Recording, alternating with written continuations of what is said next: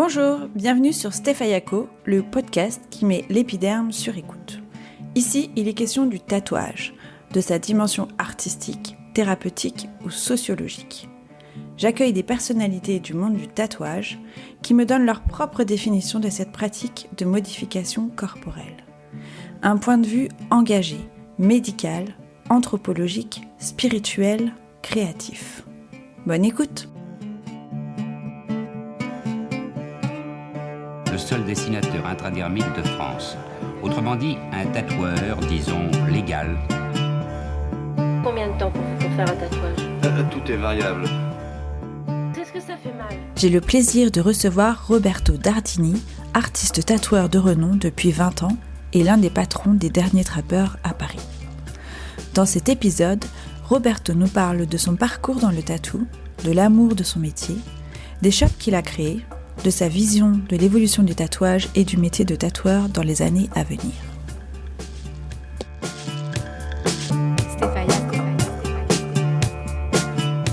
Donc aujourd'hui, je reçois Roberto Dardini. Donc tu es artiste tatoueur à Paris. Tu as fêté en 2018 tes 20 ans de métier. À l'origine du shop emblématique parisien Art Corpus, de la célèbre Tattoo Art Fest et du magnifique shop Les Derniers Trappeurs.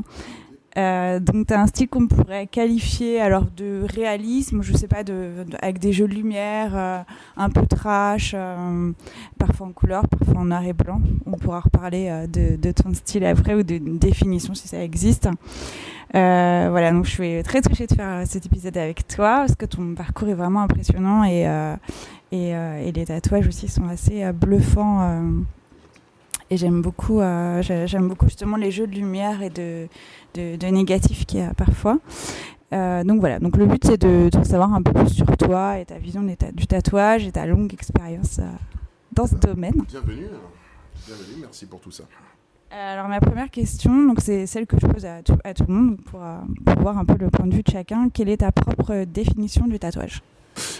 J'ai une définition assez simple. Pour moi, ça reste du visuel, automatiquement. On est dans un métier qui est visuel, dans lequel on peut raconter quand même pas mal de choses, sans trop non plus, sinon pour ne pas perdre le sujet.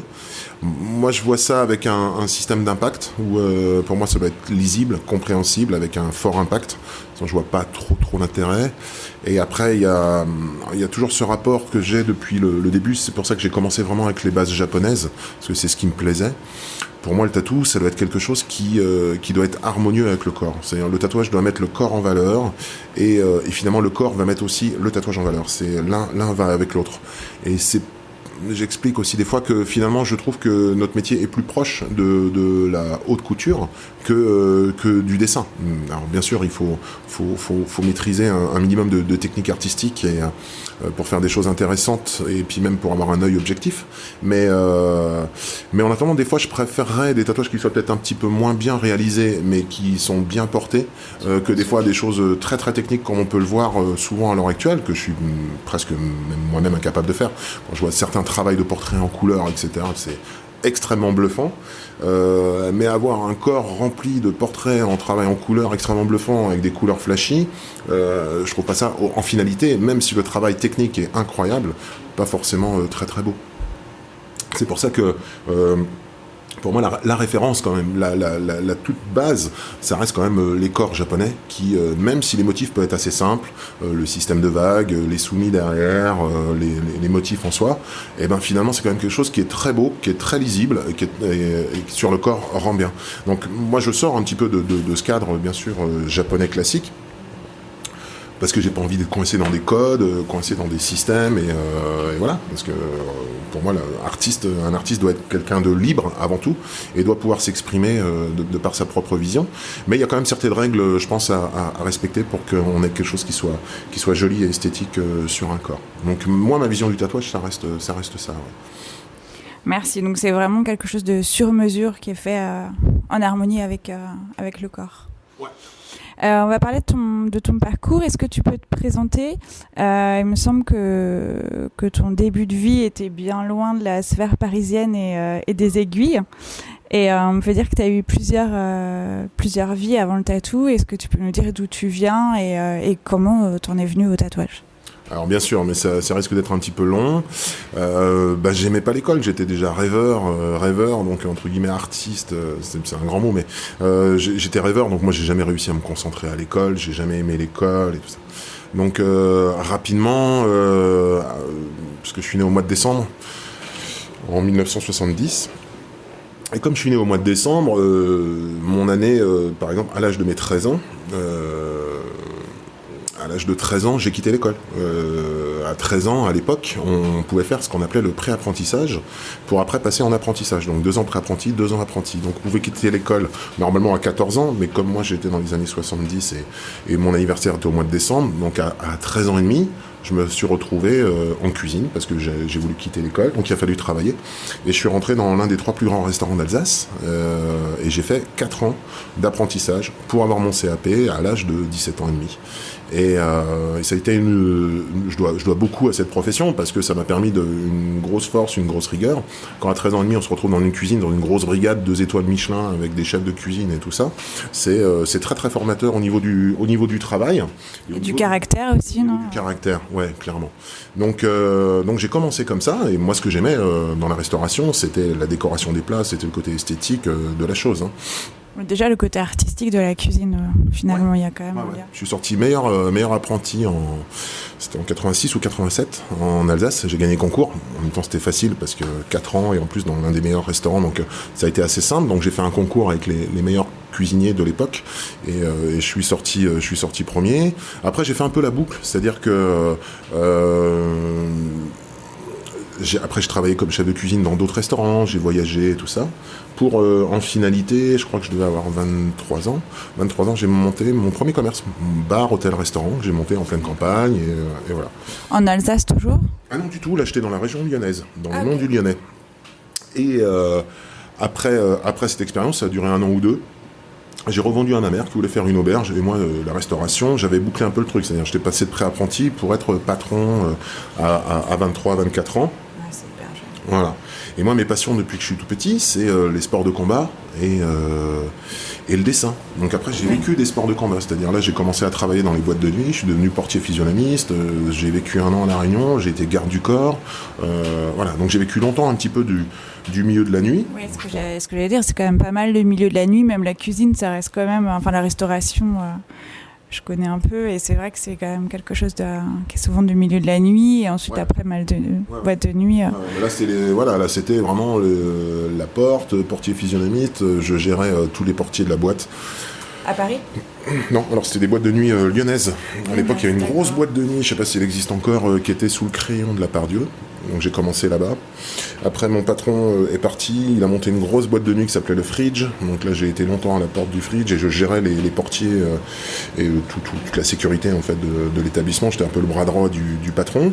Et à un moment donné, ça m'a saoulé parce que le milieu de la nuit, ça reste un milieu très particulier. Et je pense que j'étais gamin, que j'avais besoin de me prouver des choses. Et c'est là où j'ai commencé. Donc c'est là où j'ai commencé le tatou. C'est là où je me suis dit, le tatou, je m'étais fait tatouer, tout ça. Et je me dis, ça peut être intéressant. Et je me suis lancé dans le tatou. Alors ce que je vais faire, c'était complètement interdit bien sûr de nos jours, ça ferait grimper plein de gens au plafond, mais c'était une autre époque et pour le coup il n'y avait aucune règle, mais c'était vraiment les débuts du tatou. C'est-à-dire que moi je disais aux gens que j'étais tatoueur, que je tatouais depuis 1 an ou 2, ce qui était complètement faux bien sûr, je démarrais, j'étais monté à Paris, j'avais acheté le matériel et je me suis vraiment lancé comme ça à la one again, vraiment. C'était ça ma prochaine question, c'était justement est-ce que tu as fait un apprentissage ou est-ce que tu es autodidacte comme on dit, à l'arrache avec les copains et en trouvant des cobayes? Je suis monté à Paris voir un ancien, un vieux tatoueur, qui s'appelait Jimmy, qui est décédé aussi maintenant, et qui faisait partie vraiment des anciens de tout ce qu'on disait, la conversation qu'on a eue ensemble tout à l'heure, quand on parlait de Bruno de Pigalle et tout ça. Donc Jimmy en faisait partie aussi, c'est un ancien, c'est un gars qui a fait 2 fois le tour du monde, qui venait du Brésil et tout ça. Qui n'est pas un haut niveau du tatou, mais qui avait une vraie culture du tatou, et qui a toujours vécu ça pendant longtemps.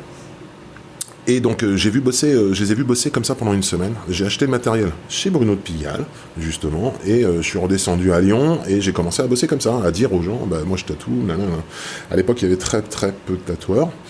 Et les clients me disent moi je veux un dauphin, moi je veux ceci, moi je veux cela. Je dis pas de problème. Le week-end d'après, ils revenaient dans la boîte de nuit, donc moi j'étais portier, donc ils revenaient, je leur dis tiens j'ai fait ton dessin, tout ça, ouais super, là on prenait les coordonnées, comme je bossais que les week-ends en boîte de nuit, la semaine, j'avais rendez-vous, je déboulais chez eux, je sortais mon sac, je les tatouais sur leur canapé, on regardait la télé et machin, voilà, donc j'étais tatoueur à domicile.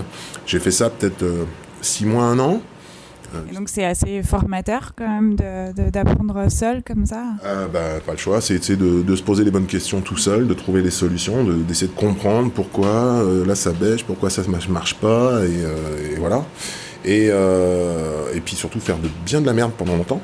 Et puis à un moment donné, il faut vite se sauver, quoi. Donc au bout d'un an, non, c'est surtout que là, le fameux Jimmy en question m'a proposé de monter à Paris. J'ai sauté sur l'occasion, je suis monté à Paris. Et c'est là où j'ai démarré ma vie à Paris, sauf que j'avais encore ma femme et mes enfants qui eux étaient encore sur la région lyonnaise, que moi je devais plus ou moins m'en sortir financièrement, que c'était compliqué parce qu'on était pas mal de tatoueurs là-bas, et comme j'étais le dernier à arriver, donc je me faisais un tatou dans la semaine, ce qui était pas simple. Là-dessus, il y avait une boutique de piercing qui venait d'ouvrir, donc ça va parler peut-être à certains anciens, qui s'appelait le Chat Percé. Le Chat Percé, à l'époque il y avait 3 boutiques qui étaient vraiment réputées dans vraiment les débuts du piercing sur Paris. Il y avait Tribalat qui avait ouvert, qui faisait vraiment piercing avec Olivier, Emma et tout ça, qui faisait vraiment du piercing propre de qualité. On avait Dominique qui était rue Keller, pareil, et on avait le Chat Percé. Donc là, c'était vraiment les boutiques qui avaient pignon sur rue. Ouais, les références en termes de piercing à Paris, quoi. Surtout qu'il n'y avait pas de boutique, ça n'existait pas à l'époque, hein. C'était vraiment les débuts des boutiques à Paris. On ouvrait, juste pour te dire, on ouvrait le samedi. Ça ouvrait à 2h de l'après-midi, c'est même pas on ouvrait à midi. 2h de l'après-midi, ça fermait le soir à 8h. On arrivait, il y avait la queue devant les magasins. C'était la queue du magasin, et c'était une sacrée époque. Et c'était à quelle époque ça justement, où autant de queue devant les magasins? Je suis arrivé à Paris en 2000, et au Chat Percé, j'ai déboulé dans l'année, hein, donc c'était c'est ça, en 2000. J'ai commencé chez Jimmy, ça a duré quelques mois, il a fallu que je trouve une solution. Le Chat Percé cherchait un tatoueur, ils avaient absolument pas de tatoueur chez eux. Oui, c'est toi qui as créé l'activité tatou de ce shop. Au Chat Percé, ouais. Okay. J'ai créé l'activité tatouage là-bas, et parce qu'ils avaient une demande, et voilà. Donc j'ai créé l'activité là-bas, c'était cave voûtée, c'est quartier Montorgueil, c'était super beau. Et donc tout de suite, j'ai dit à Jimmy, je suis désolé, mais là il faut que je trouve des solutions, il a très bien compris. Et donc donc j'ai créé l'activité là-bas au Chat Percé, ça a duré 4 ans. Après, le responsable du Chat Percé, Bruno, a décidé de s'installer sur Nice, de déménager. Et là-dessus, moi j'ai rebondi, je me suis installé une rue au-dessus, j'ai trouvé le local et j'ai créé donc Art Corpus. D'accord, bon, on va y revenir après. Je voulais juste revenir sur les 2 passions dont tu parlais tout à l'heure, le dessin et les sports de combat. Je voulais savoir comment ces 2 passions ont influé dans ton choix de métier. Est-ce que ça nourrit ton style et notamment des voyages au Japon? Comment tu as réussi à faire de ces 2 passions un métier, de vivre de ta passion? Rentrer dans le tatou, par exemple, à l'époque, c'était extrêmement facile, parce que à partir du moment où on réussissait à faire un portrait et on disait je reconnais, c'est Louis de Funès, laisse tomber, t'étais le roi du pétrole, parce que t'arrivais à faire un portrait, quoi. Et c'était juste waouh, tu vois, c'était incroyable à l'époque. Donc on est quand même sur une époque où quand on démarrait dans le tatou, on faisait du tribal, on faisait du polynésien, on faisait des lettres chinoises, enfin le gros c'était ça, quoi. On n'était pas sur du travail aussi technique et aussi fin que la demande actuelle, ou que même le niveau actuel, et je suis ravi, je suis vraiment ravi du niveau du tatou, des possibilités qu'on a maintenant. Mais automatiquement, bien sûr, c'est indéniable que le fait d'avoir été chef de cuisine, d'avoir eu cette formation, d'avoir travaillé très tôt, le fait de pratiquer les sports de combat depuis tout petit, moi me permet aussi d'être très posé, d'être très zen, d'être concentré, de pas avoir peur du travail, de pas avoir. Donc ça a créé aussi ma personnalité. Ça a créé aussi ma personnalité au-delà du tatou en tant que guillemets patron, c'est-à-dire là je suis quand même chef de famille, j'ai quand même plein de gens autour de moi qui me suivent depuis des années. Ils me suivent non pas parce qu'ils ont l'obligation de le faire, ils me suivent parce qu'ils ont confiance en moi, et que quand on a des projets, ça reste des projets communs, et c'est devenu une grande famille, et on vit bien comme ça. C'est d'ailleurs ma plus grande réussite, bien au-delà du tatou. Donc, bien sûr, je pense que ces professions, tout ce chemin, ces voyages et tout ça m'ont appris énormément et me nourrissent encore à l'heure actuelle. Ouais. Oui, ça a forgé à la fois ta personnalité et ton style. Pour reprendre sur Art Corpus, donc ça a été créé, il me semble, en 2004. C'est ça. Donc juillet 2004 à Paris. Pour moi, c'est vraiment un shop incontournable avant qu'il y en ait à tous les coins de rue comme maintenant. Est-ce que tu peux nous parler un peu de la création d'Art Corpus ? Quelle était l'équipe de l'époque ? Wow. Alors l'équipe de l'époque, elle était très simple, puisqu'elle était très réduite, rien à voir avec ce qui a pu se produire par la suite. Il y a David, qui était mon apprenti à l'époque, David Morrison, qui maintenant officie du côté de Marseille. Mais à l'époque, il y avait David Morrison, donc qui démarrait en tant qu'apprenti, et j'étais aussi avec Christophe, qui était le cousin de ma femme de l'époque, qui était aussi dans le tatou. Alors voilà, donc on était 3, on a démarré à 3. Après, Léa s'est retrouvée sur une boutique qui a fermé et tout ça, elle était un peu dans le caca. Elle est venue me voir avec Ludo, il travaille avec Ludo aussi de Gégène. Donc Ludo de Gégène et Léa Naon se pointent et il se passe telle et telle chose. Je dis viens à la boutique et tout, tu vois, bim, et Léa et tout ça. Et puis à un moment donné, on s'est retrouvés, je sais plus, on devait être 11, 12, 13 à la boutique.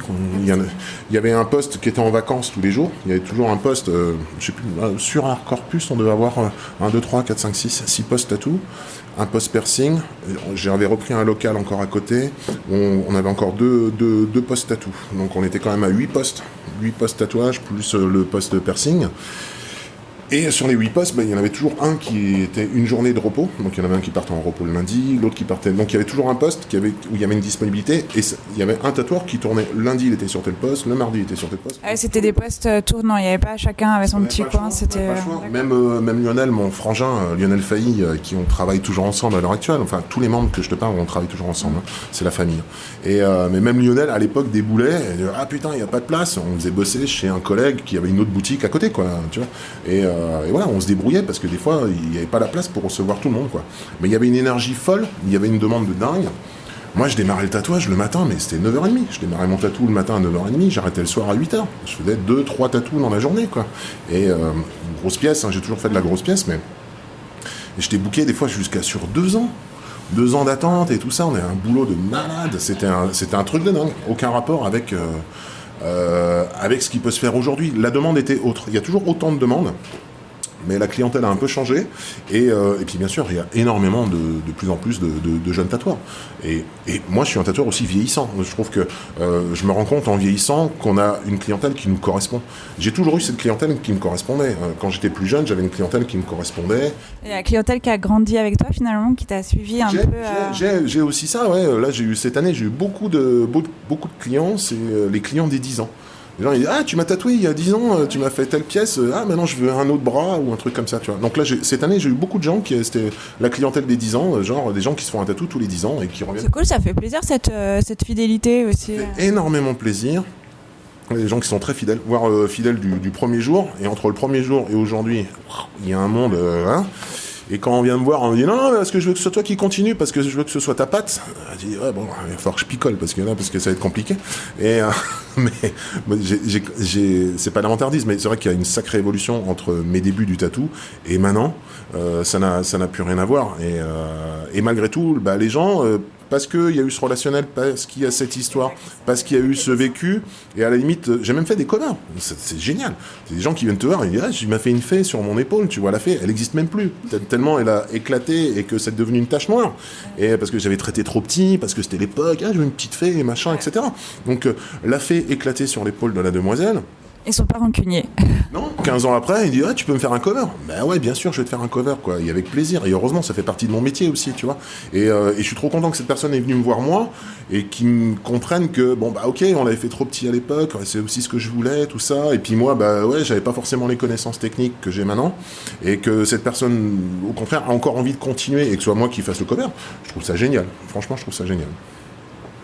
Et pour combien de temps a duré l'aventure Art Corpus, juste pour situer un petit peu Alors l'aventure Hardcore Plus existe toujours. Hein. Pour toi, bien sûr, oui, bien sûr. Yannick est toujours le patron là-bas. Il gère à sa manière et tout ça. Donc c'est un bébé qui, tu vois, quand tu crées une société, c'est un peu un bébé qui devient un enfant et qui après fait son chemin en fait. Tu vois, plus besoin de son papa, ce qui est le cas. Donc là, il y a un chemin qui est suivi, qui est personnel avec d'autres choix. Mais Hardcore Plus existe toujours, bien sûr. Et toi, tu es resté à Hardcore Plus jusqu'à quelle année à peu près? Jusqu'à, on va dire de conneries, mais peut-être 2013. D'accord. Ouais, je crois, 2013. J'ai dû partir en 2013, un an, après 2012, ouais. J'ai dû partir en 2013, donc 9 ans, je suis resté 9 ans. Mais en tant que patron, 8 ans. 8 ans en tant que patron, j'ai arrêté d'être patron en 2012 et je suis resté encore un an là-bas. Donc justement, à l'époque, c'était Yannick et Pat qui géraient le Hardcore Plus. Moi, j'étais devenu employé, entre guillemets. Et je suis parti un an après parce que c'était compliqué.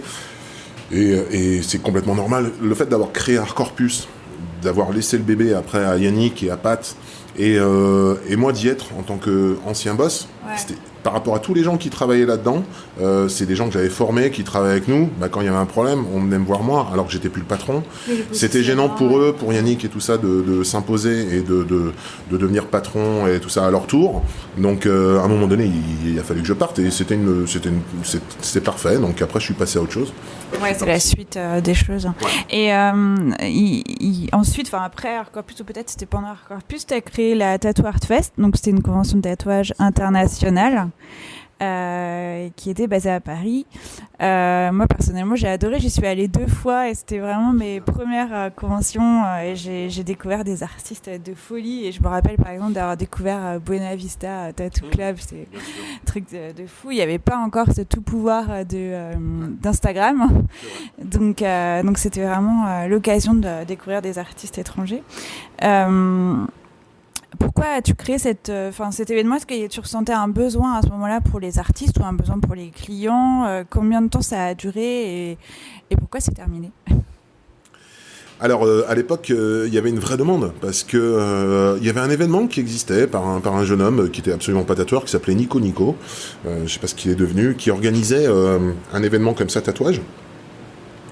À Austerlitz et voilà. Mais c'était le mec, il aurait fait ça comme il aurait fait d'autres événements en fait. C'était son boulot en fait de créer de l'événementiel et de gagner sa vie comme ça. Donc il a surfé sur le tatou parce qu'il dit c'était les débuts du tatou, Donc c'était quelqu'un d'intelligent qui a fait ça, mais ça restait une convention basique commerciale et tout ça. Il y avait notre ami Tintin qui avait d'abord fait le mondial. Et le mondial existait quand moi je suis arrivé à Paris. C'est-à-dire il existait en 1999 et il existait en 2000. Tintin l'a fait pendant 2 ans. Après il a arrêté. Il a arrêté parce que c'est compliqué, tout ça. Oui, il a arrêté pendant une 12aine d'années, je crois, avant de recommencer. Et c'est pendant cet intervalle-là qu'il y a eu le Tattoo Art Fest. Il y a eu un vide, puisque dernière convention de Tintin, c'est-à-dire avec un certain niveau, c'est-à-dire qu'avec des artistes internationaux, avec un vrai truc artistique et tout ça, c'était en 2000. Depuis 2000, il n'y avait rien, hormis éventuellement quelques conventions, mais qui n'étaient pas faites par des professionnels et qui surtout n'amenaient pas des artistes internationaux. On était sur les artistes parisiens régionaux. Et c'est vrai qu'avec les potes, Rémi de chez All Tattoo, enfin d'autres personnes, je peux citer pas mal de gens, putain c'est con, machin, qu'il n'y ait plus rien sur Paris et tout ça. Et puis bien sûr, qui va taper dedans, c'est Bibi, quoi. Souvent on vient me voir et on dit on file les idées et après c'est à moi de me démerder, quoi. Parce que entre guillemets, apparemment pour eux j'ai les épaules. T'es un lanceur de projet. Voilà, donc j'ai les épaules et du coup, oui, on est parti sur cette idée un peu folle de se dire, tiens, pourquoi pas créer un événement et tout ça. Donc on a créé l'événement au Parc Floral parce qu'il y avait de la demande, parce que moi étant avec Hardcore Plus, on essayait déjà à l'époque de faire des trucs qui changent un petit peu de ce qui se faisait déjà à l'époque du tatou. Il y avait une espèce de session quand même qui était en train de se créer. Avant, ce qu'on disait, tu vois, justement, c'est que le tatou, c'était un petit peu le milieu biker, c'était un truc, tu vois, où c'est avec des crânes, avec des têtes de mort, il faut écouter du black metal, tu vois. Oui, là, ça rendait le tatouage un petit peu plus accessible oui. Et puis, moi, à je voulais vraiment sortir des clichés qui ont la vie dure quand même, parce que... Merci d'ailleurs de sortir de ces clichés. Non, mais je pense que ça nous a tous fait du bien quand on n'était pas dans ces milieux-là. Ouais, au Tatoueur Fest, j'avais eu la chance de faire venir quelques grands dessinateurs de bande dessinée qu'on avait mélangés avec les tatoueurs, qui faisaient des dédicaces. Oui, c'est là que j'ai connu, d'ailleurs, je t'interromps, mais ça me fait des souvenirs, j'ai connu Marie Meyer. Ouais. Et voilà, depuis, je continue à suivre tout ce qu'elle fait, et je trouve ça génial, et c'est comme ça que je l'avais connue, et c'était vraiment une révélation. Il y avait aussi Olivier Ledroit qui nous avait fait une affiche exprès pour le Tatoueur Fest, donc on avait qui a fait Requiem, qui a fait plein de grandes bandes dessinées et tout ça. Et c'était intéressant, je trouvais, de comme c'était aussi le dessin, tout ça, de mélanger et d'amener le tatouage vers quelque chose un petit peu plus artistique. On avait demandé des peintures, on avait demandé plein de choses aux artistes.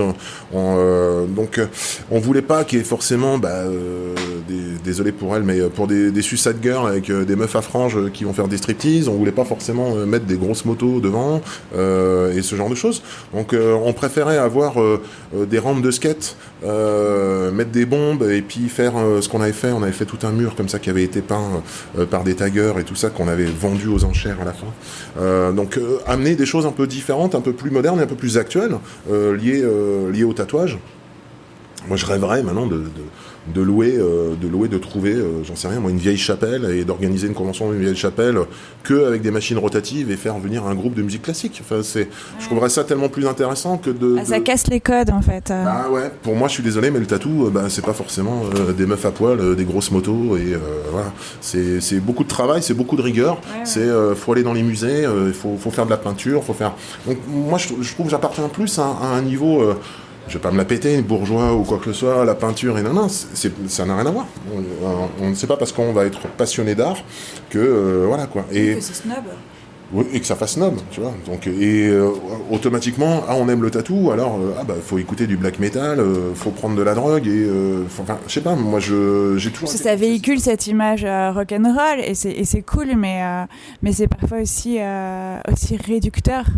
Et puis justement c'est réducteur pour les hommes, pour les femmes, et c'est aussi un peu ce qu'on voyait, juste mon avis, un peu trop parfois dans les magazines, et ça fait du bien justement d'avoir des événements qui cassent un peu les codes où tout le monde peut s'y retrouver, parce que finalement ça touche toutes les classes sociales, tous les types de personnes, et voilà, on n'est pas tous des bikers et des suicide girls. Surtout de nos jours, je veux dire, le tatou touche absolument tout le monde, quoi. Et puis ce côté, mais moi je suis punk, je suis machin, je suis truc, alors que tu vas prendre 700-800 € pour bosser une après-midi, ça va, quoi, tu vois, ce côté image, on s'en fout, branleur. Non, on n'est pas des branleurs, quoi. C'est où t'assumes vraiment ton boulot et tu le fais correctement, ou dans ce cas-là, oui, effectivement, tu fais du tati, mais dans ce cas-là, prends l'argent qui correspond à du tati et assume le fait de dire, je suis dans la rue, je fais du, tu vois. Et alors, je voudrais parler un petit peu maintenant des derniers trappeurs. Ouais. Donc, ça a ouvert en 2017. Je crois que ça a ouvert au public en 2018. L'inauguration était en 2018, mais il me semble que le shop a été créé en 2017. Voilà. Pas complètement terminé, mais on a ouvert en janvier, donc ça fait maintenant 2 ans et demi. Ouais. Ça fait 2 ans et demi. C'est à peu près 200 mètres carrés 210 mètres carrés dans le 11e à Paris. Donc des murs noirs, du cuir, des crânes. Il y a une ambiance assez mystérieuse et chaleureuse en même temps. Moi j'adore la déco, je suis complètement fan justement de cette atmosphère et de ce côté un peu sombre et en même temps avec un accueil tu vois, convivial, et on sent vraiment qu'il y a un esprit de famille. Ouais. Et je voulais savoir, est-ce que tu peux nous présenter un petit peu l'équipe et quelles sont justement les valeurs que vous portez, et puis nous expliquer pourquoi les derniers trappeurs, quelle est l'origine de ce nom. Ok. Alors, l'origine du mot, déjà, les derniers trappeurs, c'est que quand j'ai commencé à quitter, entre guillemets, Hardcorpus, moi, je voulais me mettre vraiment au vert. Donc, ce qui est toujours le cas. C'est-à-dire, j'ai acheté une vieille bergerie qui est paumée dans les bois, dans les Pyrénées, limite à la frontière espagnole. Et je suis fils de bûcheron, j'ai grandi en forêt.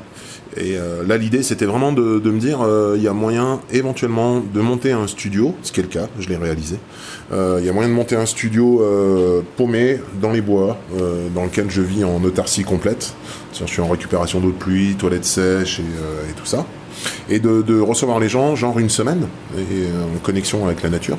Tu peux aller pêcher le matin, chasser à la lance le sanglier le soir, et voilà, et puis faire un bon feu de cheminée, aller se baigner dans la rivière, et puis attaquer une pièce intéressante dans laquelle tu seras en connexion avec la nature, en connexion avec ton tatoueur, où tu n'arrives pas à midi en disant à 5h il faut que je me sauve parce qu'il faut que j'aille chercher les gamins à l'école.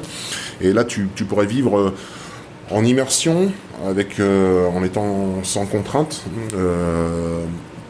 une pièce qui serait réalisée en pleine nature avec ton tatoueur et en connexion avec ce tatoueur, justement, en vivant une vraie relation.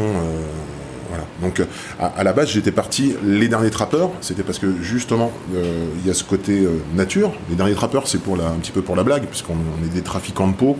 Les trappeurs tuent les animaux pour leur peau. Bon ça je suis désolé pour les véganes, mais du coup, nous on tue peu. Mais voilà, donc l'idée c'était d'être trafiquant de peau. Et le côté forêt et tout ça, moi me parle. Donc à la base c'est un projet qui était individuel.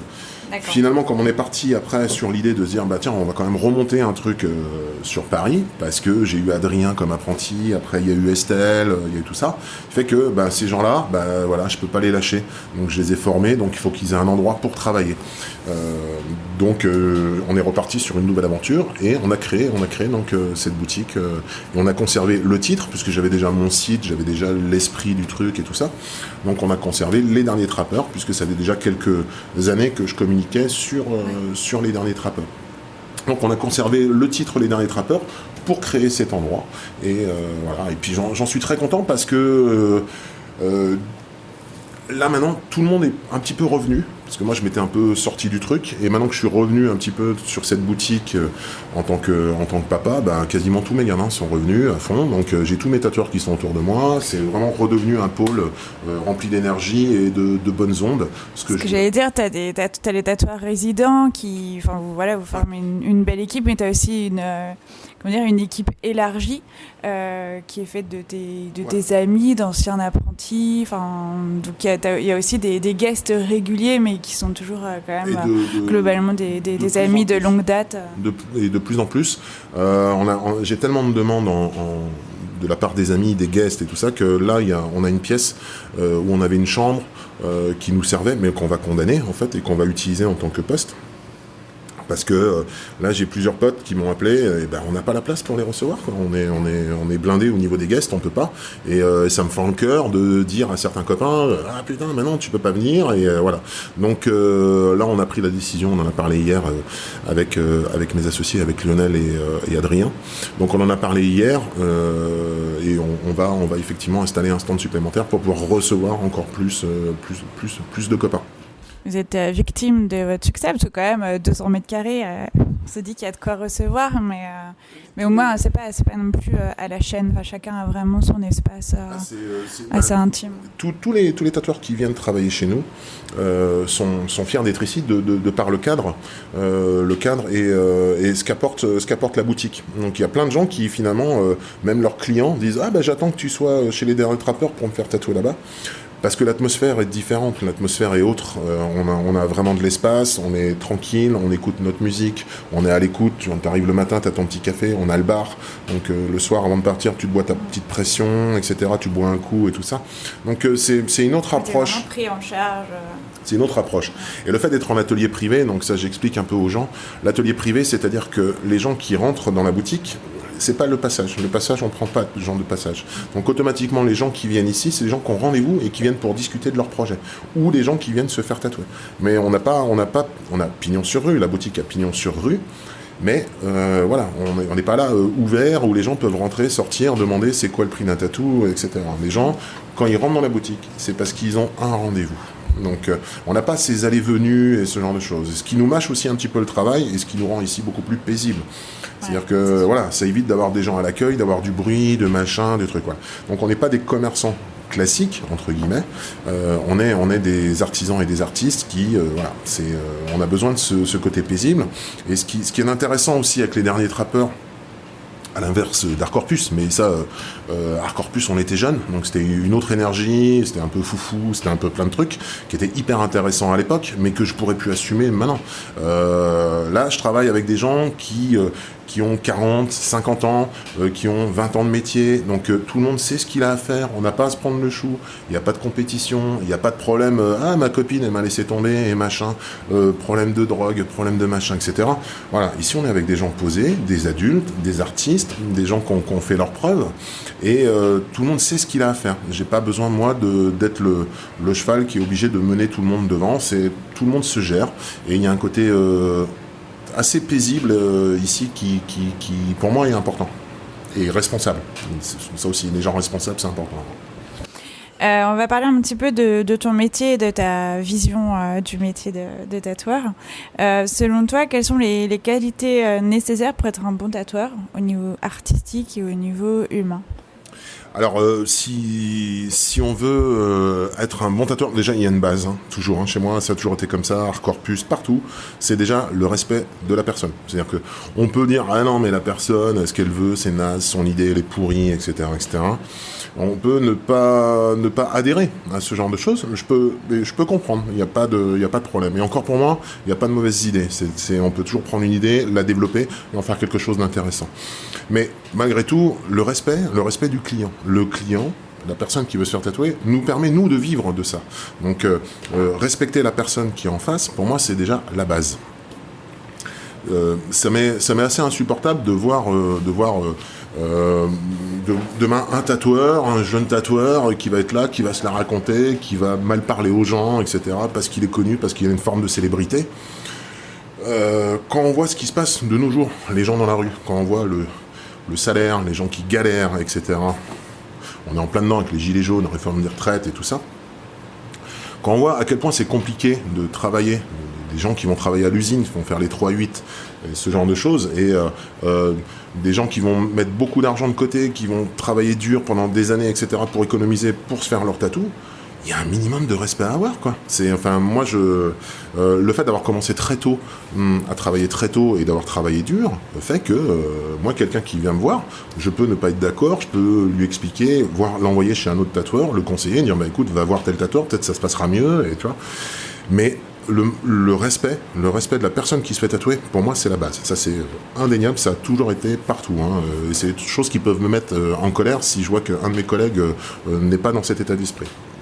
Donc ça, c'est la première chose, quoi qu'il arrive. Qu'on fasse des beaux tatous, des moyens tatous, des super tatous, peu importe qui on est, le respect de la personne, pour moi, c'est la base.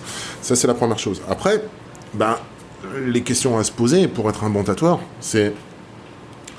de nos jours, on sait où on va. C'est vrai que moi, quand j'ai commencé dans le tatou, il y a des choses, on est là, on se dit, ouais, mais on sait pas trop, est-ce que ça va vieillir ? On faisait des essais, c'était, waouh, et puis l'autre, ah, t'as vu, l'autre, il a réussi à faire ça comme ça, non. Après, dans le temps, on s'est rendu compte, ah ouais, mais en fait, dans le temps, non, ça marche pas, c'est de la merde. Donc, nous, on a fait des essais, on a fait des trucs, mais tout ça, ça a été fait. Donc, on sait ce qui fonctionne, on sait ce qui fonctionne pas dans le temps, et ce genre de choses. Là, à l'heure actuelle, je vois des gens qui surfent sur des trucs où on sait que ça va être pourri dans le temps. Mais c'est pas grave, on le fait quand même, parce que ça rapporte de l'argent, et en plus je suis une star, machin. Mais c'est de l'hypocrisie pure, parce que quand je vois des pièces qui sont faites minuscules, qu'il faut regarder au microscope en disant hey, « t'as vu, c'est génial, machin, je suis capable de faire ça », mais ça, il y a des tatoueurs, moi je connaissais, avant que je tatoue, je connaissais des gars qui tatouaient avec des machines avec une aiguille, et qui s'amusaient à faire des trucs tout petits. Et ils ont arrêté. Pourquoi ils ont arrêté ? Parce qu'ils se sont bien rendus compte que 6 mois après, le tatouage, il ressemblait plus à rien. Oui, il n'y a pas de hasard en fait, mais c'est comme parfois on voit des lettrages très très fins, qui ça peut être joli quand c'est fin, mais finalement... Oui, il n'y a pas besoin de se prendre 10 ans dans la vue pour être déjà des pattes de mouche illisibles, quoi, ce qui est quand même assez flippant. Ouais. Et je pense que de nos jours, il y a quand même, on a ces connaissances-là. On sait ce qui marche pas, et ce genre de choses. Donc, on a toujours affaire un petit peu à des gens qui sont, ce que j'aime pas, des fois un peu égocentriques, où t'as des gens qui vont dire ah non mais moi je vais trouver d'autres trucs, d'autres solutions, d'autres techniques mais non, le tatouage c'est de l'encre qui est sous la peau, entre le derme et l'épiderme. On sait comment ça vieillit, on sait comment ça fonctionne. Donc après, t'arrives dans le métier et tu dis ah non mais moi je vais faire ça comme ça et nanana. On sait que ça marche pas. Et des fois même les tatoueurs le savent eux-mêmes et le font quand même. Donc ça, je trouve ça un peu dommage. Moi je connais des tatoueurs qui sont très réputés, qui prennent 4 000 € l'après-midi pour faire un tatouage qui fait 10 cm. Parce qu'ils vont reproduire une toile de Van Gogh, une toile de truc, et que c'est waouh, c'est superbe, c'est génial. sur le moment. Alors qu'on le sait, et eux-mêmes le savent. Ils savent très bien qu'un an après, on voit plus ce que c'est. Par contre, ils ont pris 4 500 € pour faire le tatou. Tu dis, c'est quand même complètement aberrant. C'est une après-midi de tatou, 4 500 € pour faire un truc qui, 2 ans après, sera de la merde. Voilà, donc quand je vois ou quand j'entends ce genre de truc, moi c'est... autant je trouve que, effectivement, si on est un artiste très demandé, qu'on fait un travail de haute qualité, de haut niveau, qu'on prenne une certaine somme d'argent, je peux tout à fait le comprendre. Nous, le chômage, la retraite, on sait que voilà, on va s'asseoir dessus. Donc ça, je peux le comprendre. Mais de là à prendre énormément d'argent, et se la péter, et puis faire de la merde et des trucs où tu sais que ça va mal vieillir, ça je trouve ça un peu dommage, quoi. Oui, il y a une transparence quand même à avoir envers le client. Et justement, j'ai trouvé que le relationnel est très présent un peu dans tous les métiers que tu as pu exercer. Et je suppose que c'est pas un hasard. Et il faut quand même sacrément aimer les gens pour développer ce relationnel que tu as pu travailler dans la nuit, dans la restauration ou le tatouage. C'est quand même très développé. Oui, puis j'ai ce côté où, encore une fois, rassureur, je rassure les gens de par mon physique, le fait que je sois calme, le fait que je sois posé, il y a peu de choses qui m'énervent. Donc oui, je peux tenir une conversation, ne pas m'énerver, et puis prendre le temps. Je vais avoir 50 ans à la fin de l'année. 50 ans, maintenant, je pense que je suis quand même assez posé quand je vais devoir répondre, ou je sais, j'ai vécu tellement de choses maintenant dans le tatou que j'ai quasiment toutes les réponses. J'ai fait une pièce dernièrement, j'avais pas la réponse. Une dame, c'est pas un pacemaker, c'est un défibrillateur qui se met sous la peau. C'est-à-dire qu'elle avait un coffret ici, c'est au cas où son cœur s'arrête, bim, le truc envoie un coup de jus. C'est un boîtier, c'est gros comme un téléphone portable, c'est sous la peau, et donc à côté du cœur, sur les côtes. Et elle voulait le cacher parce que c'est pas très très esthétique, hein, donc c'est vraiment comme si tu avais un portable sous la peau, quoi, on voit, quoi. Et on est parti sur un cœur, donc j'ai fait un cœur réaliste en travail de trait, tout ça noir, et tout ça, qui prend la forme du téléphone, donc on a l'impression que le cœur était là. Mais la question c'était, waouh, là je vais tatouer sur un boîtier, qui est un boîtier électronique, un défibrillateur, qui est sous la peau. Les vibrations, j'ai pas de muscles en dessous, c'est-à-dire j'ai que de la peau avec une coque plastique en dessous, tu vois, qu'est-ce que ça va donner, etc. Donc elle s'est renseignée chez le médecin qui lui a dit mais non, mais les vibrations, tout ça, il n'y aura pas de souci, tout ça. Donc je lui ai fait le tatou, ça a très bien fonctionné, donc j'en suis content.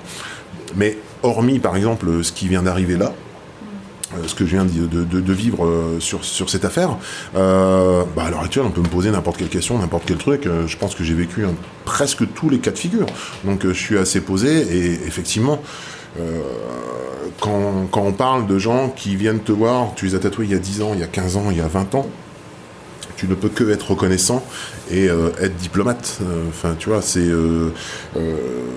ma vie peut s'arrêter là. J'aurais vécu quand même une vie de dingue et j'en suis reconnaissant. Et c'est grâce à ces gens-là aussi, ce que je te disais tout à l'heure. Donc oui, bien sûr, le relationnel est important. Des fois, j'ai des clients qui me font péter les plombs parce qu'ils bougent, parce qu'ils ont mal, parce que c'est pas simple et parce qu'ils veulent pas comprendre que...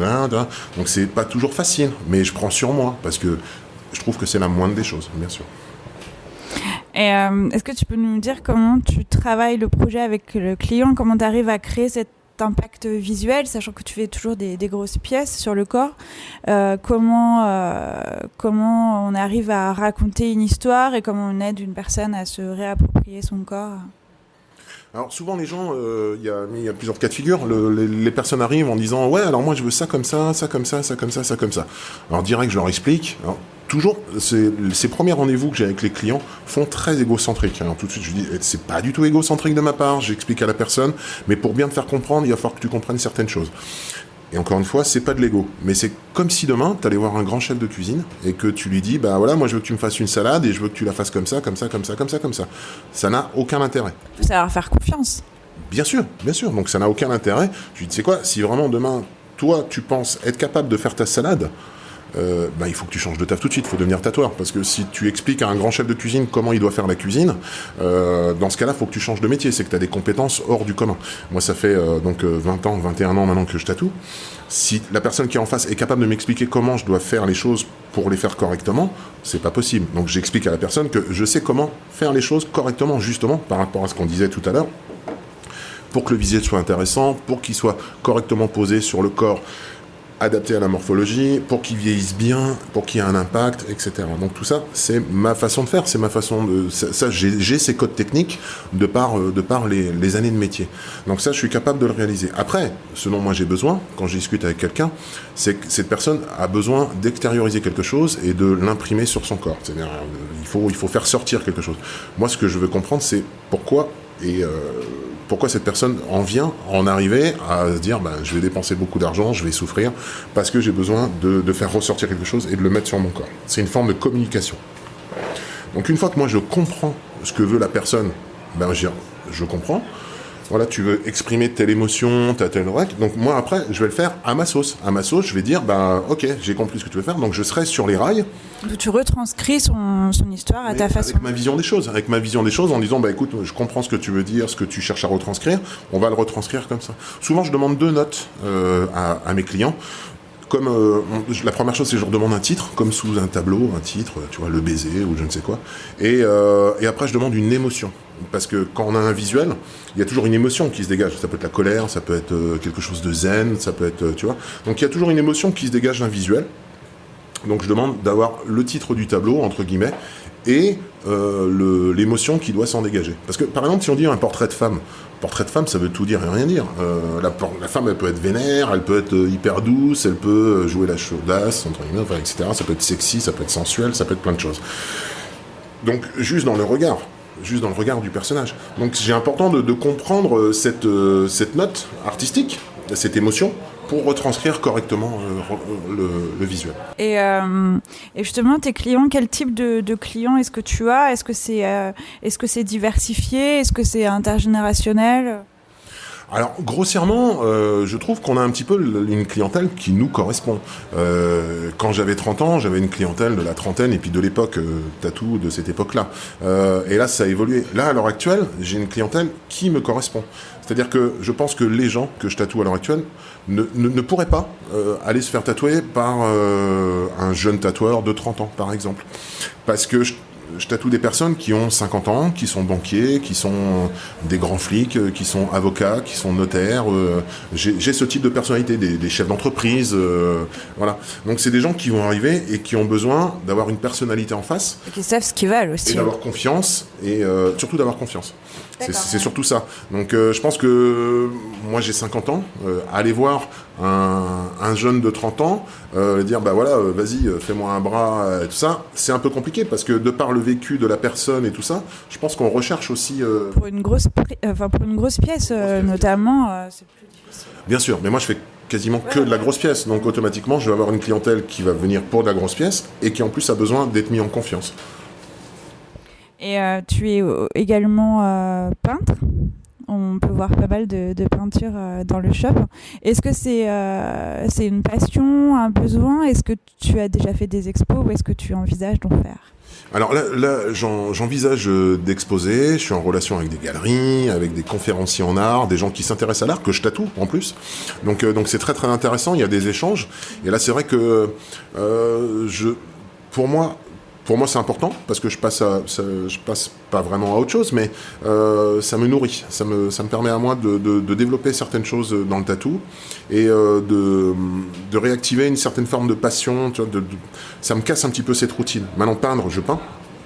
Le problème c'est que je manque vraiment de temps, donc c'est très compliqué.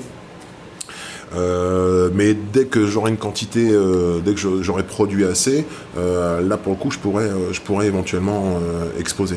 Pas tout de suite parce que pour exposer il faut quand même avoir de la matière. Il y a pas mal de gens qui aimeraient acheter certaines de mes toiles et je les vends pas pour une raison simple parce qu'après le marché de l'art c'est encore un autre milieu qui a aussi ses codes et qui fonctionne d'une autre manière. Moi j'apprends, j'adore apprendre, c'est mon truc et puis voilà, puis je ferai ça toute ma vie et j'apprends comment fonctionne le milieu de l'art. Le milieu de l'art fonctionne sur un système où si j'ai une toile, je la vends, j'ai une toile, je la vends, j'ai une toile, je la vends.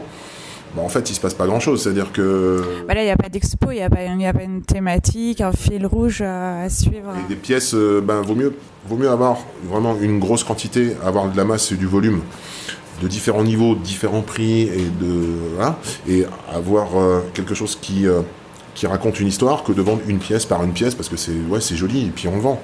Faut raconter quelque chose. Oui, c'est ça, c'est pas le même enjeu que de dessiner pour tatouer, toujours quand tu fais ton dessin, parce que c'est une commande parce que tu fais pas trop tu fais pas de flash, c'est des commandes pour des clients. Là, tu vas peindre sans avoir cet enjeu derrière de le tatouer, donc c'est peut-être plus, je sais pas, peut-être plus spontané, ou en tout cas moins commandé. Est-ce que ça t'apporte des choses différentes? Alors ça m'apporte des choses différentes sur le fait que si ça me plaît pas, je peux effacer, je peux repartir, et c'est une totale liberté qu'effectivement j'ai pas dans le tatou, même si je fais quand même plus ou moins ce que je veux, et que les gens, mes clients me suivent sur les idées de mes projets et en tatouage. Mais là j'ai pas de limite. Je suis limité que le tatouage, on est limité par le corps. Là je suis limité par rien. Donc, à la toile. Si je veux faire un truc qui fait 3 mètres de haut, 4 mètres de large, si je veux représenter ça ou ça, je peux le faire. Sur un corps, je serai limité par le corps. Là, j'ai pas de limite. D'un point de vue artistique, j'ai pas de limite. Ça peut être d'autres contraintes alors. C'est plus de liberté. D'autres contraintes, ouais, clairement. Et oui, bien sûr, des fois on en pleure tellement on n'y arrive pas, machin. C'est un vrai combat, c'est compliqué. Moi, j'ai pas forcément de base. J'ai pas été aux Beaux-Arts, on m'a pas expliqué comment on travaille la peinture à l'huile et tout ça. Mais c'est une façon de se surpasser aussi, non? Ouais. Ah mais moi automatiquement, ça me permet d'évoluer dans le tatouage. Ça c'est indéniable. Et ça me permet aussi éventuellement peut-être pas d'avoir une porte de sortie, parce que je le fais pas dans cet esprit-là, mais l'idée, justement, par rapport à la bergerie, par rapport au dernier trappeur, c'est moi plus tard, je pense d'ici quelques années, c'est de vivre moitié dans les bois et moitié à Paris. J'ai besoin de trouver un équilibre. Plus ça va, plus j'ai besoin de cet équilibre. Paris devient quand même compliqué, entre gilets jaunes, réforme des retraites et là, à l'heure actuelle, le coronavirus, c'est tendu, quoi. Et puis les gens, ça devient vraiment, vraiment compliqué. Donc, moi, je pense que j'ai besoin de trouver à un moment donné peut-être un équilibre, de vivre peut-être le printemps et l'été chez moi dans ma forêt, de éventuellement tatouer quelques clients qui ont envie de se faire tatouer en pleine nature, et avoir des projets artistiques, c'est-à-dire faire de la peinture, faire des choses comme ça. Ce qui me permet, au bout de 6 mois, de remonter à Paris, d'avoir éventuellement une expo, des choses à présenter. Oui, tu aurais peut-être plus de temps pour produire de la peinture. Et il va falloir que je trouve du temps. Il va falloir que je trouve du temps. Et je dis, le fait de remonter à Paris, ça me permet à moi de présenter mes projets artistiques, de tatouer pendant 6 mois, et après de pouvoir repartir à nouveau. Voilà. Si je suis 6 mois dans les bois, 6 mois à Paris, ça peut me permettre d'avoir un équilibre qui va me permettre à moi de continuer à développer des choses, à faire des choses, que d'avoir tout le temps la tête dans le guidon finalement. Ça permet de se renouveler alors aussi. Ah oui. Clairement, je pense que c'est important. Et c'est vrai qu'après, si je peux vivre un peu de la peinture, un peu du tatou, et vivre aussi, tu vois, parce que moi, la maison, elle est faite, elle est finie, tu vois, donc j'ai plus à la payer ni quoi que ce soit, donc je peux vivre plus ou moins j'ai pas besoin de grand chose en fait pour vivre, tu vois, à partir du moment où je tatoue et que je gagne un peu ma vie comme ça, moi ça me va très bien. Je cherche pas à être milliardaire ni quoi que ce soit. Par contre, continuer à développer des projets en peinture, en tatouage, il a fallu lancer la boutique. Ici, la boutique commence à fonctionner de mieux en mieux, de plus en plus de guests et tout ça, donc tant mieux. Donc plus la boutique va pouvoir fonctionner, plus moi je vais pouvoir m'extraire un petit peu et passer aussi à d'autres choses. Et comme je travaille avec des gens sérieux, comme je te le disais tout à l'heure, des gens sérieux et posés et qui savent ce qu'ils ont à faire, je peux, moi, m'extraire aussi et leur laisser le bébé derrière, et ils sauront gérer, ils sauront faire. L'idée, c'est ça, quoi. C'est que petit à petit, tout roule et que chacun fait un petit peu ce qu'il a à faire sans qu'on soit obligé d'être derrière, de contrôler, voilà. Oui, de pouvoir partir en confiance. Je voudrais qu'on parle un peu de ta vision du tatouage aujourd'hui. En fait, autrefois, le tatouage était un peu une sorte de rébellion. On en parlait tout à l'heure, le souhait d'appartenir à un groupe. J'ai l'impression qu'aujourd'hui, c'est si courant et tellement mieux accepté au niveau familial et professionnel, et tant mieux. Et il y a encore une belle marge de progression, mais la démarche est différente. Alors là, je reviens sur un truc un peu vintage. Dans une interview de 2008, tu parlais déjà de la démocratisation du tatouage, de ses aspects positifs, notamment le fait que les gens commencent à commencer parfois avec des grosses pièces, des effets négatifs, des aspects négatifs sur, par exemple, que l'impression que c'est un métier cool et qui rapporte bien. Qu'en est-il aujourd'hui en 2020 ? Ah bah on est en 2020, là je crois qu'on est en plein dedans justement dans tout ce qui est démocratisation. C'est le métier c'est démocratisé. Donc alors c'est toujours pareil, c'est comme une pièce de monnaie, c'est-à-dire il va toujours y avoir le bon côté des choses et le mauvais côté des choses. On gagne des choses, on perd des choses, c'est indéniable. Donc on peut regretter et avoir un côté nostalgique sur le côté ancien où à l'époque quand t'avais un tatou dans le cou, c'est que t'étais vraiment un rebelle. Moi je me souviens simplement d'un plug, les plugs à l'oreille. Quand tu croisais quelqu'un dans la rue qui avait un plug dans l'oreille, c'est que le mec était professionnel, c'était obligé, c'était ou un tatoueur ou un perceur quoi. En piercing, t'avais très peu de gens qui avaient des gros plugs dans les oreilles quoi. C'est vrai que maintenant, si je vais sur une soirée, les gens sont tatoués sur la gueule, ils ont des plugs, ils ont des trucs. Tu dis, t'es tatoueur ? Non, pourquoi ? Et tu dis, t'es plus tatoué que moi. Oui. C'est vrai. Je croise des gens, ils ont les tatous sur la gueule et tout ça. J'ai dit, waouh, comment vous faites les gars quoi ? Même moi en tant que tatoueur, j'ai pas ça. Donc, tu sais plus qui est quoi. Et c'est pas grave. Ça fait partie de l'évolution, mais ça me fait un petit peu marrer quoi. Mais voilà. Et en même temps, je trouve que ça va peut-être un petit peu vite parce que les gens, je vois avec des tatous sur la figure et tout ça.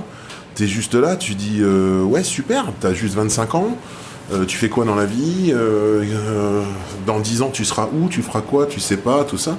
Moi ça me pose pas de problème si demain je devais tatouer un visage, ou les mains, ou tu vois, sans rentrer dans les trucs hyper hardcore, mais rien que les mains, quand t'as quelqu'un qui est déjà bien tatoué, qui a 30, 40 ans, le mec qui vit bien sa vie, il est déjà bien tatoué, tout ça, ok, je vais lui faire les mains, il n'y a pas de problème.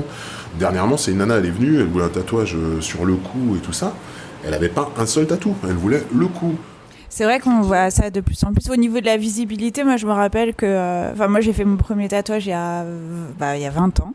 Et à cette époque-là, on faisait des tatouages cachés, vraiment des endroits qu'on peut pas voir, sauf dans l'intimité ou à la plage. Et c'était vraiment comme ça, en général, qu'on commençait et on essayait de se cacher. Et maintenant, je vois beaucoup de personnes qui sont jeunes et qui sont peu tatouées, mais alors... Effectivement, tout de suite du tatouage sur les avant-bras, alors que le reste des bras n'est pas du tout tatoué, ou les mains, beaucoup les phalanges. Alors, moi, je trouve ça magnifique sur les mains et tout ça, mais même moi, après 20 ans de tatouage, je suis toujours pas prête à le faire, parce que, voilà, et toi non plus, mais parce que moi, j'ai le frein aussi professionnel, et puis, bon, voilà, je trouve ça super beau, mais... En fait, je trouve ça toujours un peu étrange, mais c'est vraiment une autre façon de faire, et je pense que j'ai une vision aussi un peu rétro là-dessus, mais de commencer maintenant par tout de suite des tatouages qui sont hyper visibles, alors qu'avant c'était différent. Alors je pense que c'est dû à cette démocratisation, le fait que ça soit mieux accepté dans un milieu professionnel par exemple, où on se dit plus, c'est un suicide social d'avoir un tatou. Mais je sais pas comment ça se passe du niveau des tatoueurs, les demandes, comment les demandes ont évolué. Alors nous les demandes, moi je vais avoir, si je parle uniquement de ma clientèle, automatiquement c'est une clientèle qui va me ressembler. Donc ce que je te disais tout à l'heure, c'est que voilà, moi ça va être des avocats, ça va être des policiers, ça va être des chefs d'entreprise.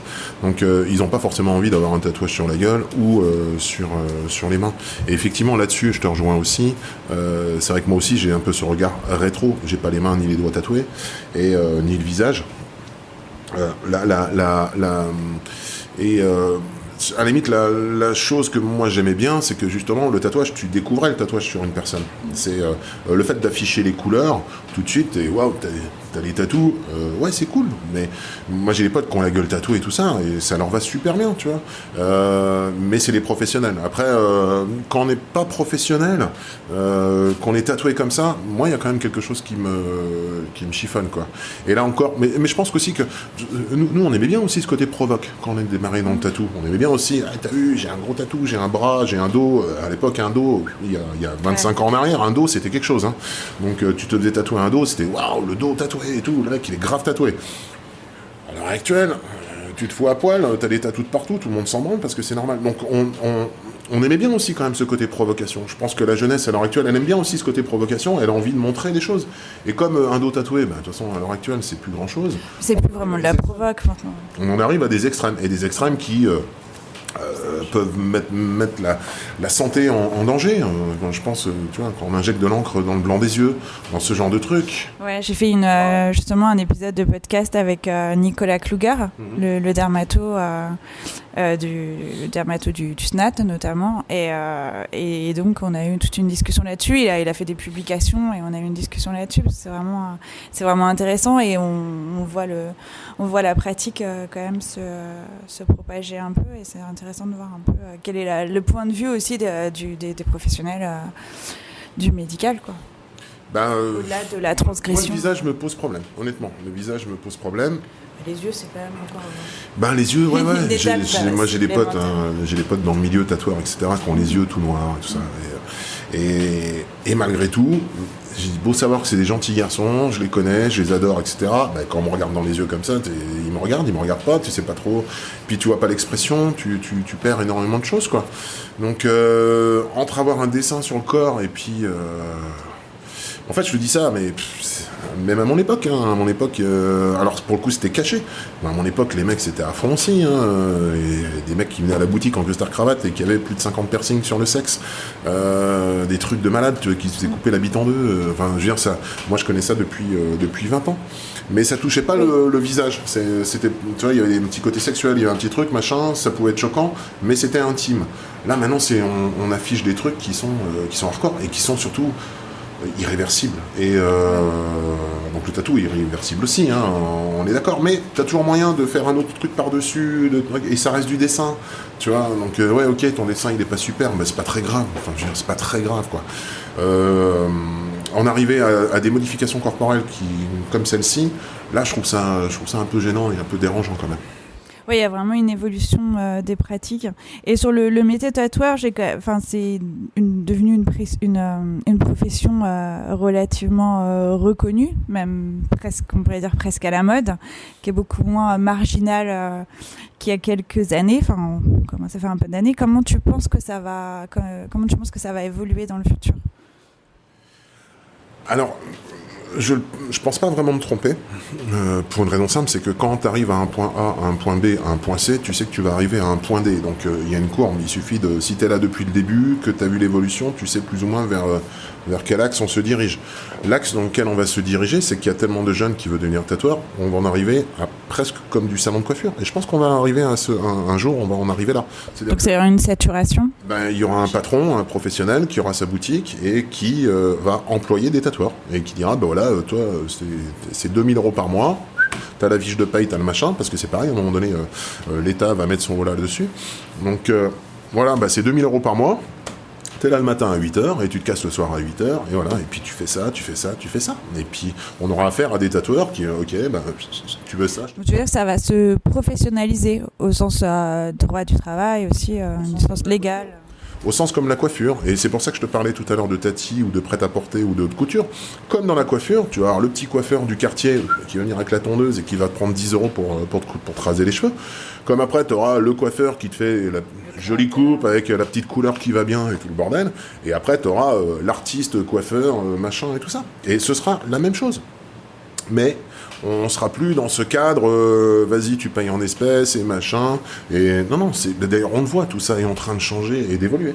Et on va arriver bientôt, justement, je pense, à avoir une certaine forme de CAP où les choses vont se réglementer petit à petit. Ah, justement, c'était la question d'après. Qu'est-ce que tu penses des écoles de tatouage, enfin, de ces projets, des choses qui sont un peu en cours ? Pour l'instant, je sais qu'il y a certaines formations, certaines écoles qui existent. Avoir un point de vue là-dessus, ça me semble un peu compliqué, puisque de toute façon, c'est des choses qui sont faites... je sais pas. Là, du coup, je sais pas trop ce que ça vaut. Je veux pas trop critiquer non plus, parce que je sais... Non, sur le concept, pas forcément sur les écoles, sur les formations existantes, parce que si tu les connais pas, moi, je peux pas juger non plus, je les connais pas, mais sur le concept de créer des écoles de tatouage et non pas de passer par un apprentissage classique dans un shop ou par de la pratique soi-même chez soi, mais d'avoir un truc un peu cadré, un peu légal, où tu es obligé de sortir par là avec comme tu dis, un CAP. Alors il y a deux phases importantes dans notre profession. Il y a le côté technique, pratique, et il y a le côté artistique. Donc ce sont deux choses complètement différentes. Il me semble, pour moi, complètement logique et complètement normal que à un moment donné, c'est la sonnerie.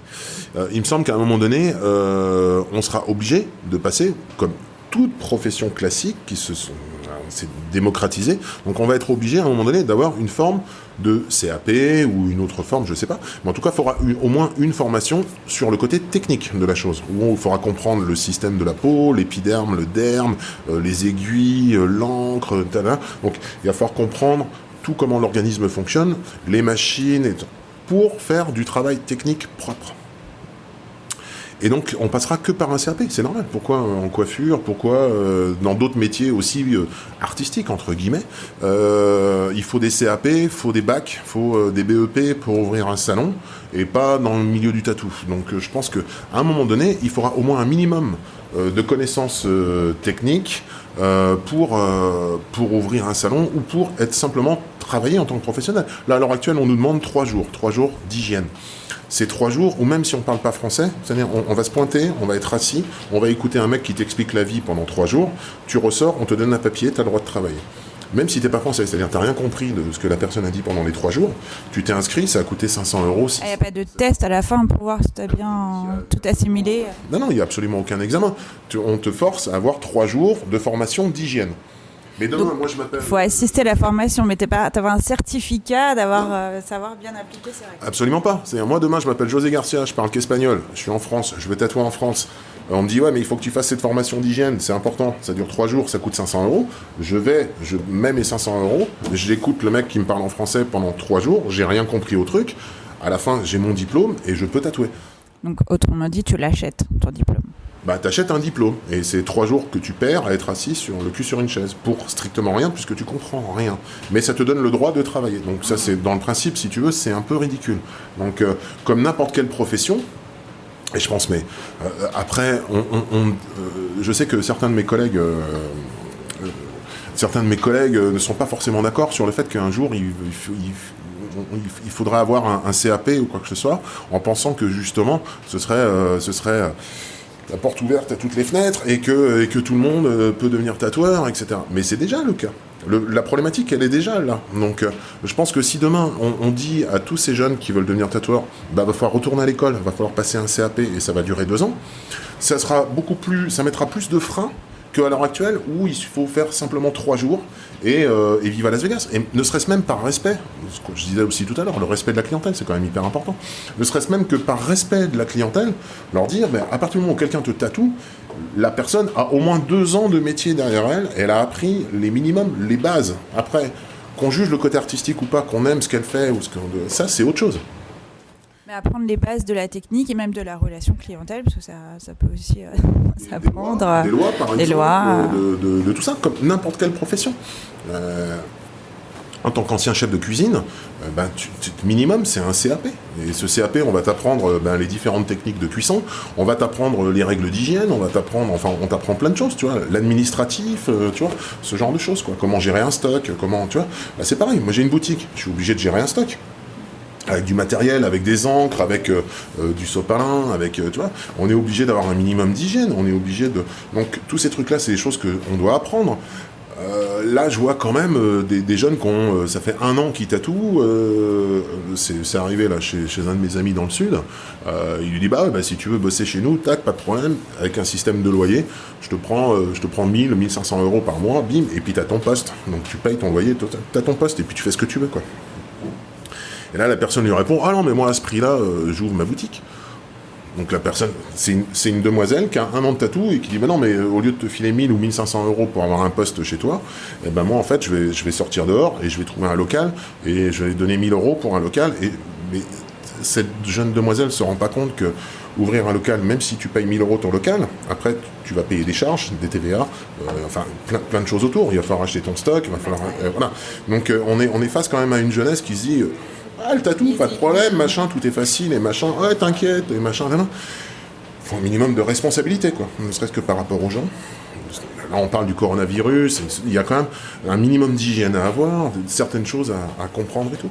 Parce que moi, j'adore la concurrence. Pour moi, c'est une chose qui peut que amener notre profession vers le haut. Je trouve que le tatouage prend un bon tournant. On n'a jamais vu de travail aussi technique qu'à l'heure actuelle. Il y a de très très belles choses qui sont réalisées maintenant avec de très très bonnes personnes et voilà. Moi, vraiment, j'adore cette profession. Je trouve qu'on est arrivé vers quelque chose d'intéressant. Mais en même temps, il y a aussi énormément de choses qui sont développées, qui sont négatives et qui restent négatives et qui continuent à amener le métier vers le bas. Et ça, à un moment donné, on s'en fout des intérêts économiques, on se fout de tout ça. C'est qu'à un moment donné, il va falloir être un peu sérieux et faire les choses correctement par rapport à cette profession. Et le côté western qu'on a pu connaître, nous, en tant qu'anciens tatoueurs, ne peut plus exister. Clairement, c'était comme ça. Oui, c'est le revers de la médaille, hein, de cette démocratisation. On va encore continuer à évoluer. Donc voilà, là, il y a des petits jeunes qui vont arriver sur le marché en pensant que c'est comme ça. Ben non, c'est plus comme ça et ça va encore changer. Et eux, ce qu'ils vont connaître maintenant, dans 10 ans, ce sera encore différent. Et voilà. Mais il faut vraiment aller dans le bon sens pour la profession, pour les gens et essayer de faire les choses correctement. Que ce soit en restauration ou quoi que ce soit. Je reviens à la restauration puisque c'était mon métier. Il y aura toujours des arnaqueurs, il y aura toujours des gens qui feront de la merde et qui, tu vois. Mais voilà, on sait quand même, maintenant il y a quand même, grâce à Internet, des avis, du nombre d'étoiles, des gens qui vont te laisser des commentaires, voilà. Donc si tu te renseignes un petit peu, ça devient un peu compliqué maintenant de se faire arnaquer, quoi. Ça devrait être la même chose dans le tatou, tu vois. Nos jours, on devrait se dire, ah bah lui il est bien coté, etc. C'est compliqué. Le problème à l'heure actuelle, c'est que tout le monde se déclare grand artiste, tatoueur, etc. C'est compliqué de nos jours pour les clients, parce que moi certains clients ils me posent cette question, ils me disent, ouais mais quand on cherche un bon tatoueur, on fait comment ? Ah bah je sais pas moi comment on fait, tu vois, donc faut chercher sur internet, mais tu vas sur internet, tu vois plein de tatous et machin et trucs, et puis l'autre qui dit mais moi je fais que des trucs uniques et machin et que trucs, tout le monde se vend de la même manière, et en fait pour le client c'est très très compliqué de se dire waouh, on n'a pas un guide Michelin du tatou, ça ce serait un truc intéressant à faire, un guide Michelin du tatou. Tu dis bah voilà quoi, il y a un monsieur qui est coté comme c'est, les tarifs, les machins. Il y a des guides, mais je pense que c'est assez subjectif, quoi. Il n'y a pas forcément. Enfin, oui, c'est peut-être plus des guides pour montrer quels sont les différents artistes ou au niveau peut-être régional dans les styles, mais c'est pas forcément par rapport à un label ou enfin une sorte de label, quoi, de critères de valeur. Ça n'existe pas. On va pas dire que telle personne est un grand artiste ou petit ou quoi que ce soit. C'est tout le monde va se déclarer grand artiste. Dans le milieu du tatou, tout le monde se déclare je suis un artiste du tatou, quoi. Ouais. Ça tombe très bien parce que ma dernière question c'est justement artiste, artisan ou les deux. Alors honnêtement, les deux, parce que je fais les deux. Je fais pas que de l'artistique, mais je vais te renvoyer la balle parce que là au final c'est pas forcément la personne qui doit se définir en tant que telle, c'est les autres qui considèrent que c'est une artiste ou pas. Et c'est une conversation que j'ai aussi bien avec les artistes peintres qu'avec les tatoueurs, etc. Je l'ai toujours posée et je la pose tout le temps à tout le monde. J'adore ça. C'est quelle est la définition d'un artiste ? Comment tu définis un artiste ? C'est quoi un artiste ? Et donc là, je vais répondre à ta place, puisque je vais pas te poser la question. Mais pour moi, un artiste, c'est quelqu'un qui est identifiable par rapport à son univers. C'est de là où on va se rendre compte. Tu vas regarder un Tarantino, tu dis waouh, c'est du Tarantino, tu reconnais le style. Et par rapport au style, tu dis bah voilà, c'est quelqu'un qui a un univers. Alors que ce soit dans la musique, dans le cinéma, dans la peinture ou dans le tatouage. Quand tu vas voir une pièce, tu vas dire ah mais ça c'est une pièce de machin. Même si tu savais pas que c'était une pièce de machin, tu sauras que c'est une pièce de machin parce que tu l'identifies à cet univers. Tu vas au cinéma, tu dis ça c'est un Tim Burton. Donc je pense que parce qu'on est identifiable, parce qu'on a un univers, on est un artiste. Et c'est comme ça que je définis l'artiste. Après, ça peut être plus ou moins esthétique. On peut adhérer, ne pas adhérer, on peut trouver ça moche, etc.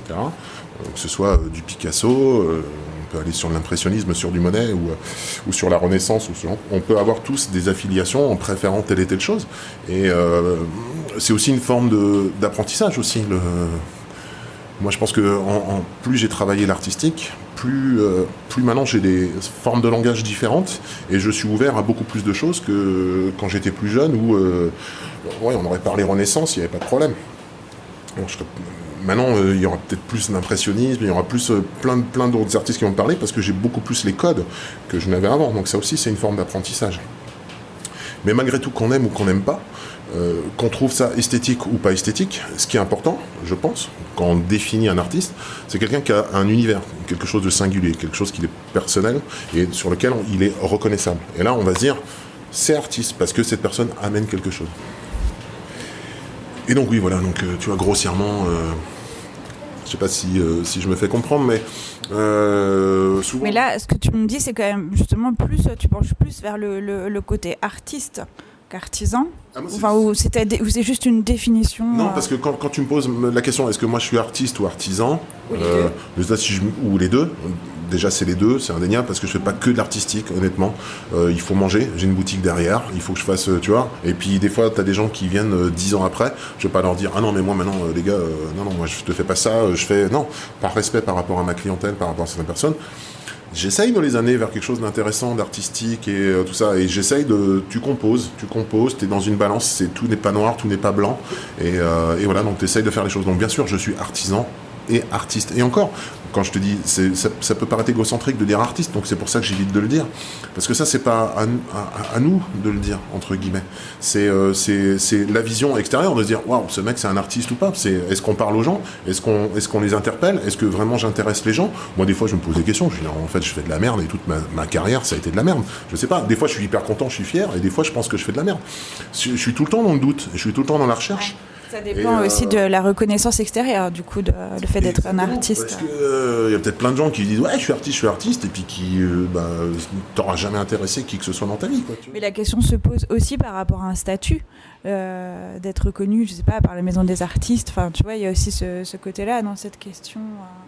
Être reconnu socialement. Là, on rentre dans un discours qui est un peu actuel par rapport au SNAT et tout ça, qui est sur le fait de rebondir sur cette notion artistique. Donc ça, c'est encore autre chose. C'est la vision artistique, c'est une chose. Après, l'identité artistique de par notre société, c'en est une autre. D'accord. C'en est une autre parce que là, c'est un intérêt économique aussi. C'est-à-dire que si demain on est considéré comme artiste, on paye plus la même TVA du tout. Un artiste, la TVA... Quelle est la différence ? Enfin, qu'est-ce qui fait pour vous ça change quelque chose ? C'est pas la même chose que quand tu vends. Par exemple, sur une galerie d'art, les pourcentages exacts, ça fait longtemps que je suis plus là-dedans, donc je saurais pas te le dire. Mais là, la TVA actuelle, c'est quoi ? C'est 20. Donc la TVA actuelle, c'est si toi, tu as une galerie d'art, tu vends des tableaux, tout ça, ta TVA, elle est à 20. Si c'est l'artiste qui vend en direct, comme c'est lui qui a créé, qui a produit, sa TVA, elle est à 5,5. Donc, nous, à l'heure actuelle, en tant que tatoueur, on paye une TVA à 20, parce qu'on n'est pas considéré comme artiste. Si demain, on était considéré comme artiste, qu'on fait de la création et nanana, on payerait 5,5 de TVA. Donc, le grand sujet, il est là. Mais on a eu un grand sujet... J'en reviens toujours à la restauration, je suis désolé, c'est ma base, mais les cuistots sont battus pendant des années et ça a été un sacré lobby, justement pour baisser leur TVA. Il y a une TVA qui a baissé parce que tu avais ceux qui faisaient de la vente à emporter qui étaient à 5,5 et les autres qui payaient... Donc la TVA, si tu veux, a changé à l'époque, mais... Nous, avant qu'elle change, parce que nous, c'est un petit lobby à comparer de la restauration, tu vois, ça va être compliqué. Et il y a eu une personne, et ça, peu de gens le savent, parce que là, il faut être un ancien, il n'y a qu'une personne qui a réussi à faire ça, c'est monsieur Stéphane Chaudseg. Monsieur Stéphane Chaudseg est considéré comme artiste dermographe par l'État français. Parce qu'il s'est pris des contrôles fiscaux, machin, tout dans les dents. Et il a dit, ah ouais, c'est comme ça, nanana, ok. Ben, hop, il a montré, lui, à chaque fois, qui faisait un tatouage, il montrait le dessin à côté, tout ça. Donc, l'État a accepté, et ils ont dit, tac. Donc, mais ça n'a pas fait jurisprudence. Non, mais vous... Tout ça, ça doit dater quand même d'il y a quelques années, et ça n'a pas fait... Il y a plus de 10 ans déjà. Hein. Ouais. Ça n'a pas fait évoluer le statut des tatoueurs pour autant. Absolument pas. L'État a dit oui, non, mais vous êtes à part, vous êtes un artiste dermographe. Donc ils ont créé une case exprès pour lui, machin. Voilà. Si moi demain je refuse de payer ma TVA à 20, je pense que j'ai un contrôle fiscal, je me fais taper sur les dents et tout le reste. Maintenant, si à ce moment-là, il y a un procès, je réussis à tirer mon épingle du jeu, je montre mes peintures et que je dis voilà, moi à chaque fois je fais un tatouage, c'est une création, c'est un modèle unique, etc. Peut-être que je pourrais avoir ce statut artistique, mais c'est compliqué. Parce que ce serait un combat où je serais tout seul face à tout ce système. Donc effectivement, le SNAT est très important. Le SNAT essaye de mener ce combat pour qu'on puisse avoir une TVA d'artiste, ce qui serait quand même beaucoup plus intéressant pour nous.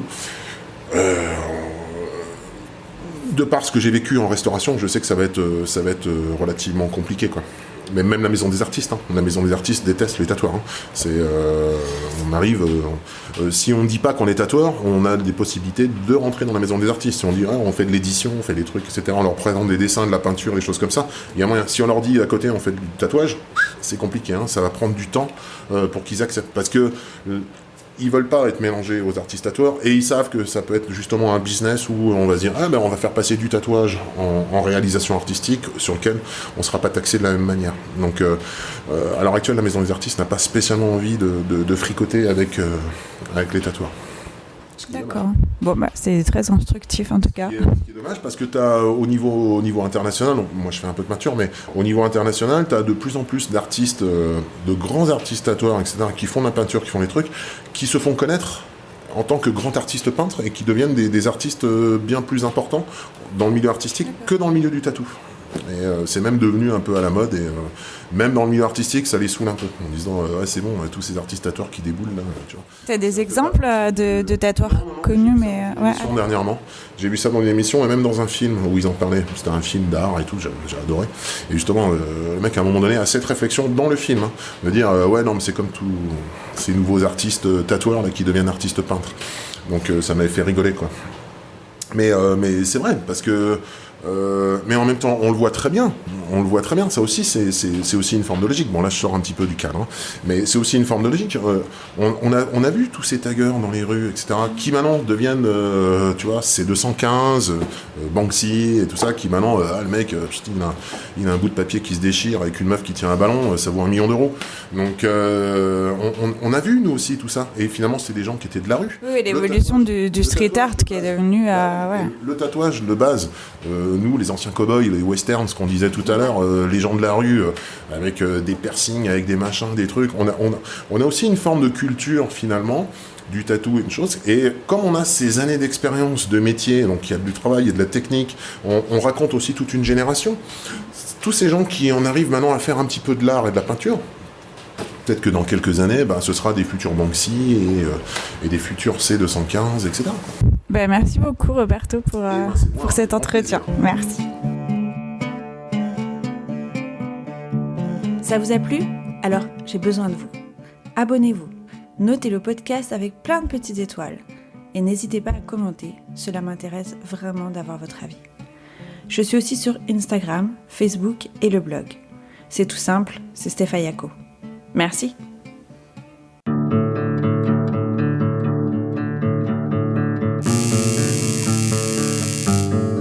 Stefaya.